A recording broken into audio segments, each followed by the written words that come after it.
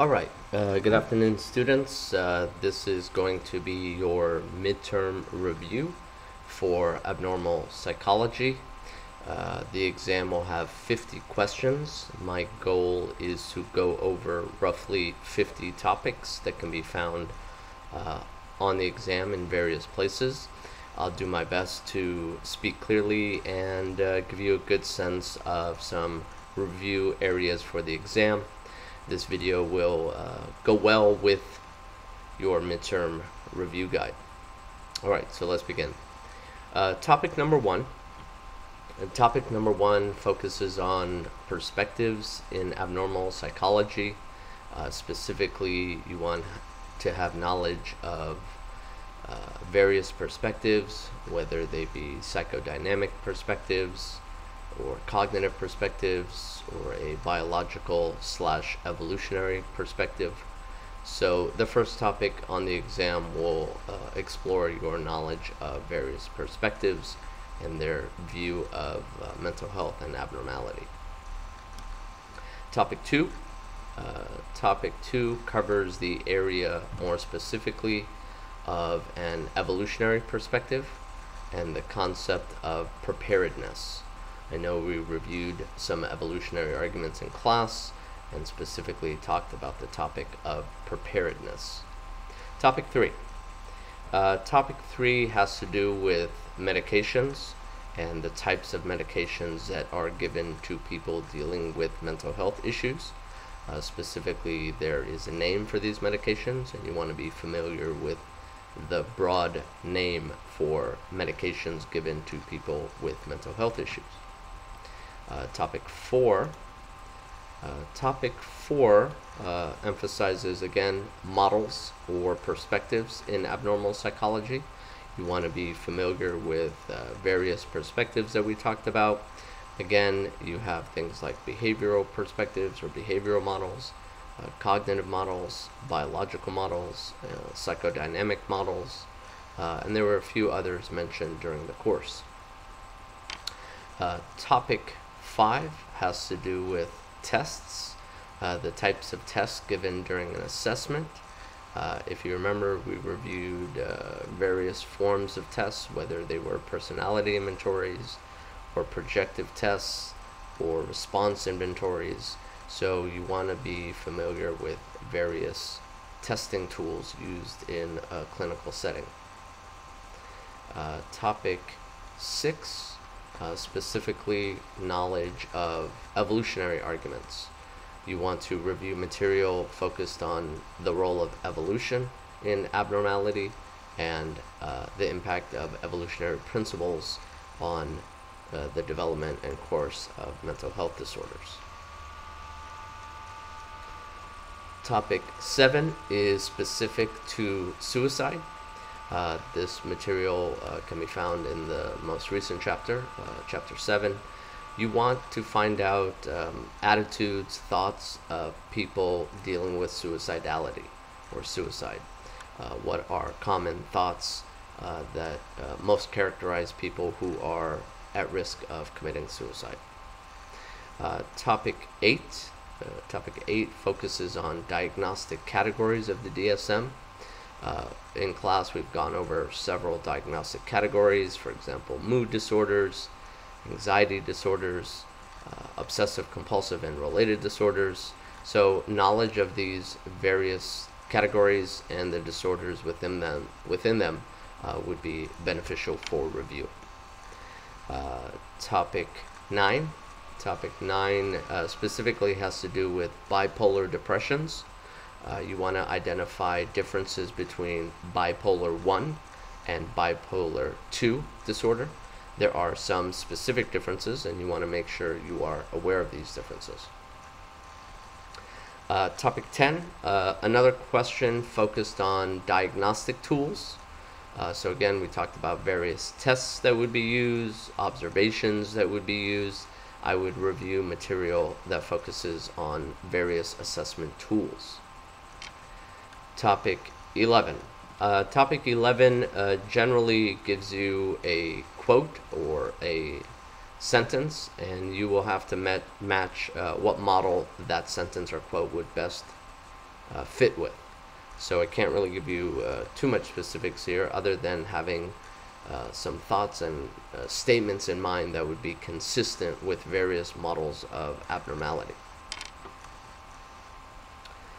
Topic 12 is specifically about social anxiety disorder and some characteristic thinking of people with social anxiety disorder and how each perspective would make efforts to explain social anxiety disorder.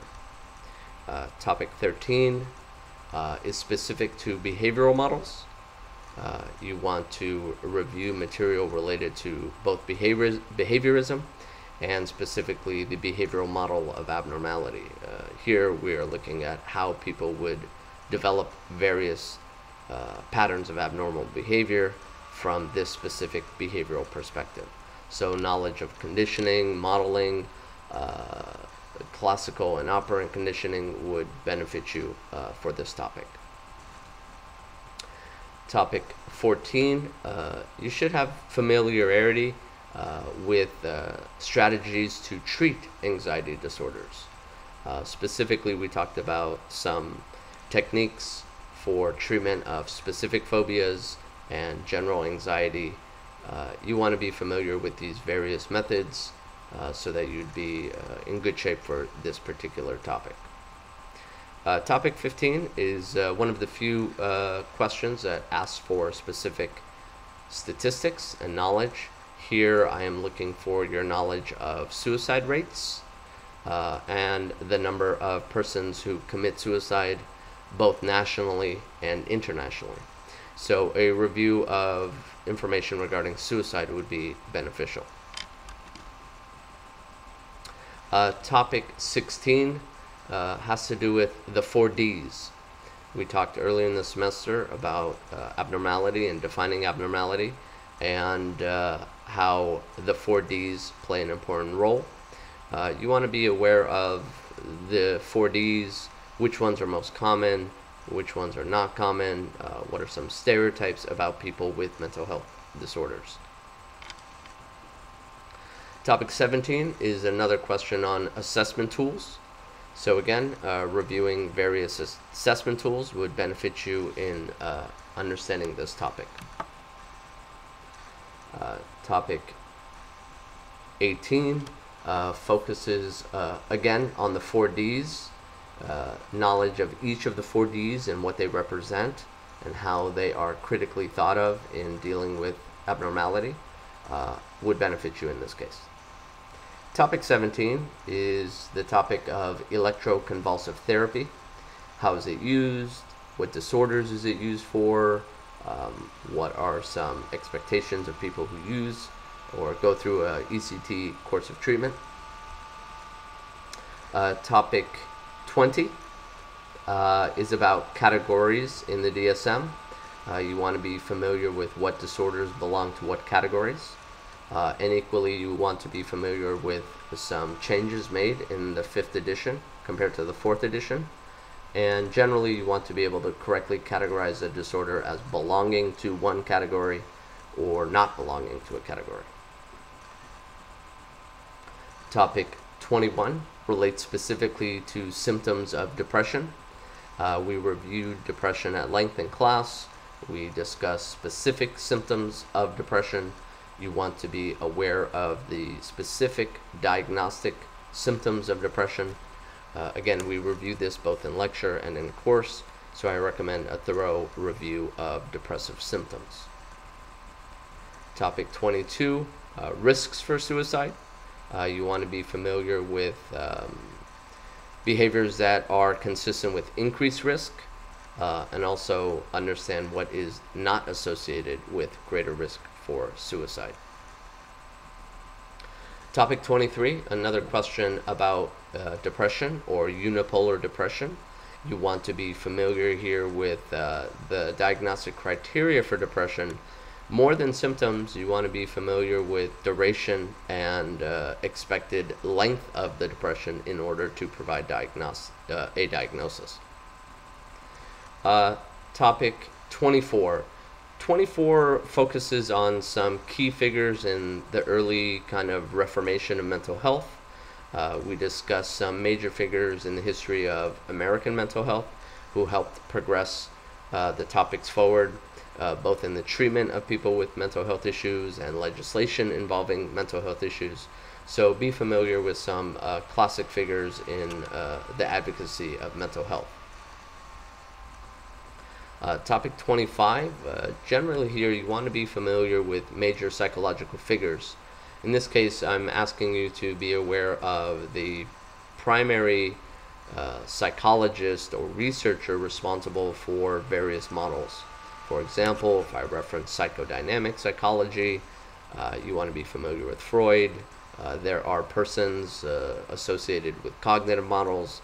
There are people specifically associated with humanistic models in Gestalt therapy. So again, you want to be familiar with historical figures in psychology and the therapeutic models they're associated with. Topic 26, you want to be, again, familiar with various models of abnormality. Some models focus on unconscious forces, some models focus on underlying biology, some models focus on underlying thought patterns, some models focus on choice and self-reliance. Again, you want to be familiar with core theories and assumptions of each of the models of abnormality we've discussed this semester. Topic 27 specifically relates to medications that are prescribed for depression. This is discussed at length in the text. It's also in our lecture notes and also in a video we watched in class about various medications and the neurotransmitters they affect. So I believe we reviewed things like tricyclics, our modern antidepressants, as well as things like MAOIs. So you want to be familiar with the mechanisms of how these medications work and what neurotransmitters or aspects of the brain are affected. Topic 28, again, has to do with perspectives or models of abnormality. You want to be familiar with primary assumptions of various models. So again, a review of cognitive models, a review of psychodynamic models, humanistic models, biological or evolutionary models would help you navigate your way through this topic. Topic 29 is a topic related to counterarguments to models of mental illness. Specifically, we explored the medical model and the view of mental health issues as diseases. There's a primary figure who made a counterargument. This is a particular individual you want to be familiar with. This individual has a piece of writing that's quite famous in the counter-arguments against the medical model, so you want to be familiar with this gentleman and his writings. Topic 30 has to do with depression or mood disorders. You want to know characteristics of unipolar depressions. You want to be familiar with characteristics of bipolar depression. So here, terms like depression, mania, and having a good sense of them, even terms like hypomania, would help you navigate your way through this topic. Topic 31, this is a area asking you to have knowledge of Freudian concepts. So we have things like defense mechanisms, ego, superego, id, the Oedipus complex, erogenous zones. I would review extensively the Freud material in our text to have a good foundational knowledge in order to answer this particular question. Topic 32 deals with a field often referred to as behavior genetics, more specifically twin studies and pedigree or family pedigree studies. So we will or have already probably discussed twin studies and adoption studies and family pedigree models. So you want to have a good sense of the logic used in these types of models of research. Topic 33 is another question on suicide, specifically suicide as it relates to the various disorders we've discussed. Some of the disorders we've discussed are more strongly correlated with suicide, and you want to be familiar with what diagnosis would most commonly be associated with suicide and represents a higher risk of suicide. Topic 34 is a model of abnormality. Another question on models of abnormality. In this case, I'm looking for your knowledge of models that incorporate both underlying biology and their interaction with the environment. So we know there are precursors to some mental health issues in biology, but those precursors have to interact with environmental factors and stressors, and there's a particular model that focuses on the interaction of both biology and environmental forces.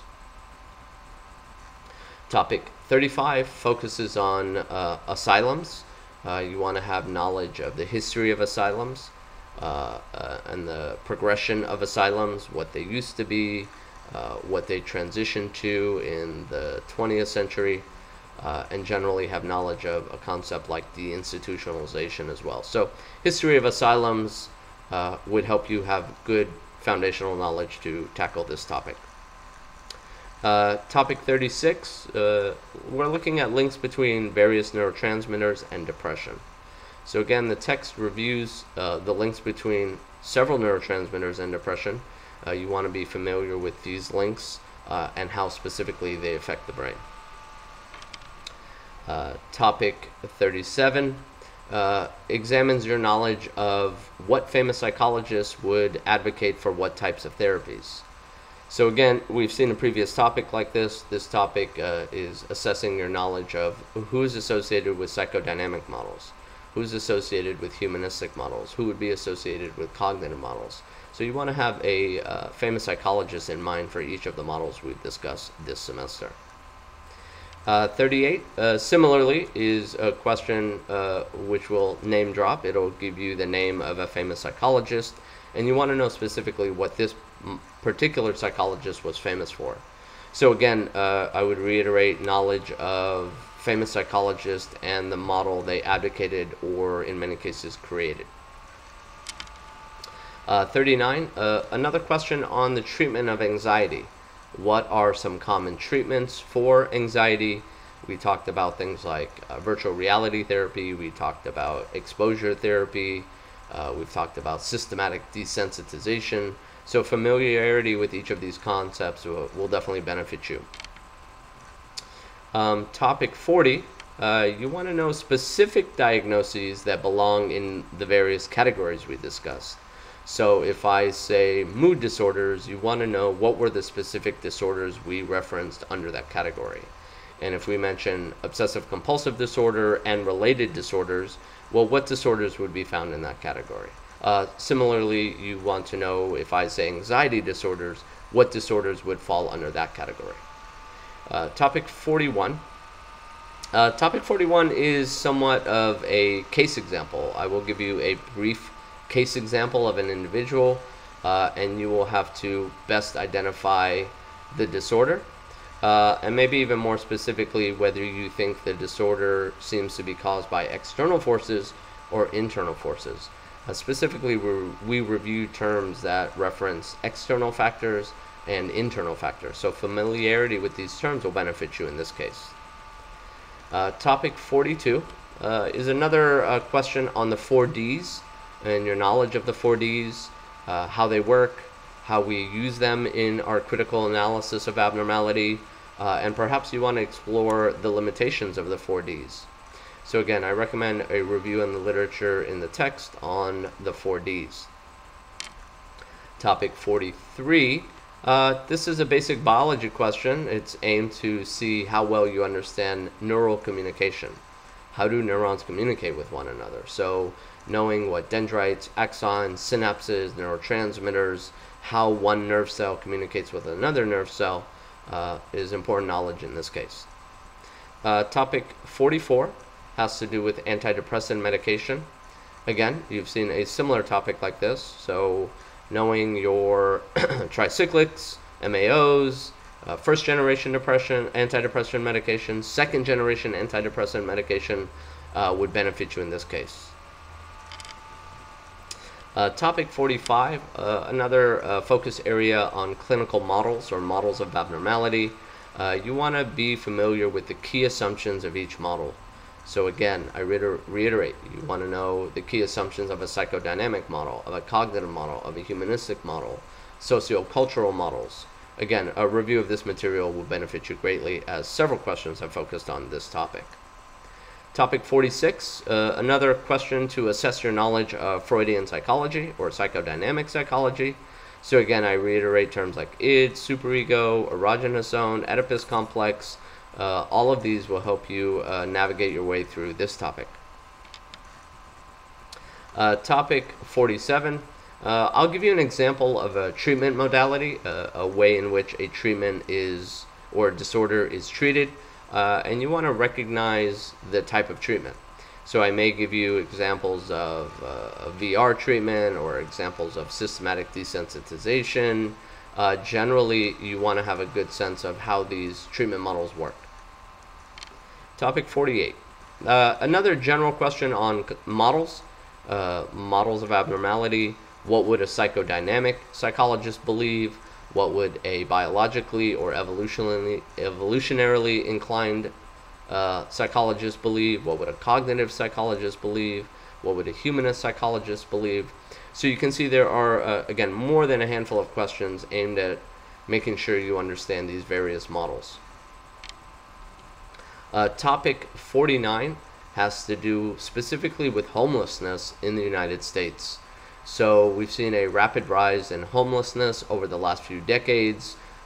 Is there anything you've read that would give you some insight into why that might be the case? What is the role of mental health in homelessness? How has legislation and governmental policy impacted homelessness in the United States? And that was topic 49.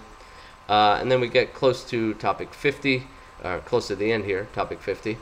Topic 50 will give you examples of therapeutic strategies, and you'll have to, again, identify the model that best matches that. So maybe I'll give you an example of a therapist asking these types of questions, and then I would ask you to match, well, those kinds of questions with what type of model. So again, these are the roughly 50 topics associated with this midterm exam. This corresponds really well with your midterm review guide. I strongly recommend going through the review guide. Sometimes knowing other topics will benefit you in eliminating answers. So it would incredibly benefit you to watch this video alongside your study guide and alongside the text to review each of the topics I've gone over today. And hopefully that ends our review session, and good luck on your exams this week. Looking forward to positive results from